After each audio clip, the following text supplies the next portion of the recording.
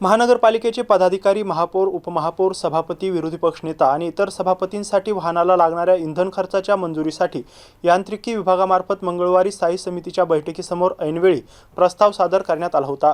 मात्र सभापती अनिल मखरे यांनी हा प्रस्ताव फेटाळून लावत पुढच्या सभेत सुधारित प्रस्ताव सादर करण्याचे आदेश दिले आहे। यांत्रिकी विभागामार्फत महापौर, उपमहापौर, स्थायी समिती सभापती, विरोधी पक्षनेता, प्रभाग समिती सभापती, विशेष समिती सभापती यांना वाहनासाठी दरमहा प्रतिपूर्ती रक्कम देण्यासाठी ऐनवेळचा प्रस्ताव सादर करण्यात आलाय। या प्रस्तावात पेट्रोल डिझेलच्या किमतीमध्ये वाढ झाल्यामुळे महापौर यांच्या पेट्रोल वाहनासाठी 83,000 रुपये, डिझेल वाहनासाठी 85,000 रुपये तर ईव्ही वाहनासाठी 76,000 रुपये प्रतिपूर्ती भत्ता, तर उपमहापौर, स्थायी समिती सभापती, विरोधी पक्षनेता यांच्या पेट्रोल डिझेल वाहनांसाठी प्रत्येकी 62,000 आणि 64,000 रुपये तसेच ईव्ही वाहनांसाठी प्रत्येकी 55,000 रुपये भत्ता देण्याचा प्रस्ताव मांडला होता। या प्रस्तावात वाहन चालकांचा पगार आणि देखभाल दुरुस्तीचा खर्चही लावण्यात आलाय।